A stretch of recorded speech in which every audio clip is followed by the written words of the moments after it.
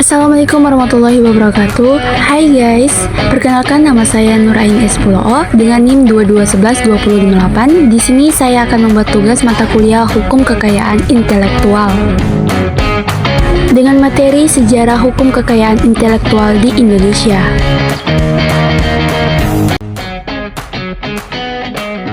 Sebelum kita ke penjelasan tentang sejarah hukum kekayaan intelektual, mari kita pelajari apa sih itu hukum kekayaan intelektual. Hukum hak kekayaan intelektual atau yang disingkat dengan HKI didefinisikan sebagai hak untuk memperoleh perlindungan secara hukum atas kekayaan intelektual sesuai dengan peraturan perundang-undangan di bidang HKI seperti UU Hak Cipta, Paten, Desain Industri, Rahasia Dagang, Varietas Tanaman, dan Siklus Terpadu dan Merek. Selanjutnya ada Undang-Undang HKI. Yang pertama, Hak Cipta, UU Nomor 28 Tahun 2014 tentang Hak Cipta. Yang kedua, ada UU Nomor 13 Tahun 2016 tentang Paten yang diubah dengan UU Nomor 11 Tahun 2020 tentang Cipta Kerja. Yang ketiga, UU Nomor 20 Tahun 2016 tentang Merek dan Indikasi Geografis. Yang keempat, ada UU Nomor 31 Tahun 2000 tentang Desain Industri.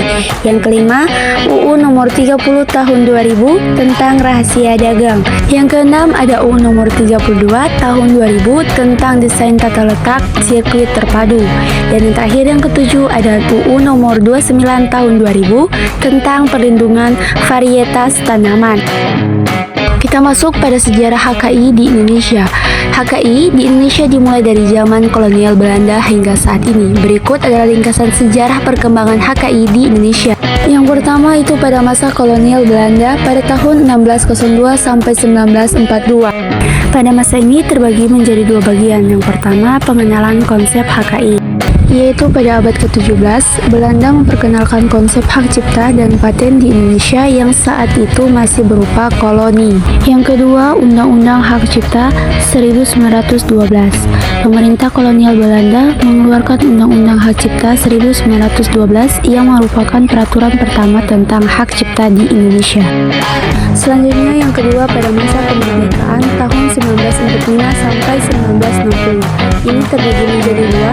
Yang pertama, pengakuan hak cipta, yaitu setelah kemerdekaan Indonesia mengakui hak cipta sebagai hak dasar yang dilindungi oleh konstitusi. Yang kedua, ada Undang-Undang Hak Cipta 1958, yaitu pemerintah Indonesia mengeluarkan Undang-Undang Hak Cipta 1958 yang merupakan peraturan pertama tentang hak cipta setelah kemerdekaan.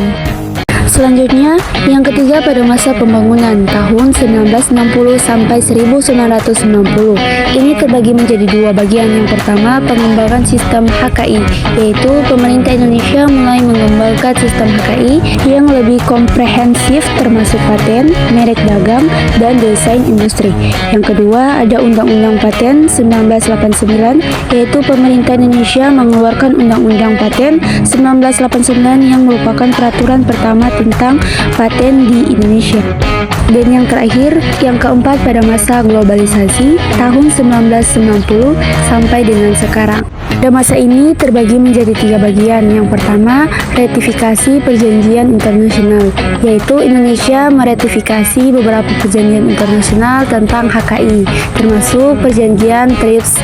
Yang kedua, Undang-Undang Hak Cipta tahun 2002, yang merupakan peraturan tentang hak cipta yang lebih komprehensif dan modern. Yang ketiga, ada pengembangan sistem HKI digital, yaitu pemerintah Indonesia mulai mengembangkan sistem HKI digital, termasuk pendaftaran hak cipta dan paten secara online. Kekayaan intelektual di Indonesia. Yang pertama ada hak cipta. Hak cipta adalah hak eksklusif yang diberikan kepada pencipta suatu karya cipta seperti karya-karya sastra, artikel, dan lain-lain. Yang kedua ada paten. Paten adalah hak eksklusif yang diberikan kepada penemu suatu invensi seperti invensi produk atau barang. Yang kedua, invensi proses atau metode.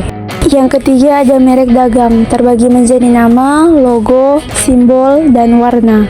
Yang keempat ada desain industri, yaitu bentuk atau konfigurasi suatu produk yang memiliki nilai estetika dan dapat membedakan produk tersebut dari produk yang lain. Kelima, ada desain tata letak sirkuit terpadu, yaitu bentuk atau konfigurasi suatu sirkuit terpadu yang memiliki nilai teknologi dan dapat membedakan sirkuit tersebut dari sirkuit yang lain. Yang keenam, ada varietas tanaman, yaitu jenis tanaman yang memiliki karakteristik unik dan dapat membedakan tanaman tersebut dari tanaman yang lain. Dan yang ketujuh, ada rahasia dagang. Rahasia dagang adalah informasi yang tidak diketahui oleh umum dan memiliki nilai ekonomi seperti resep, metode produksi, atau data pelanggan. Terima kasih. Wassalamualaikum warahmatullahi wabarakatuh.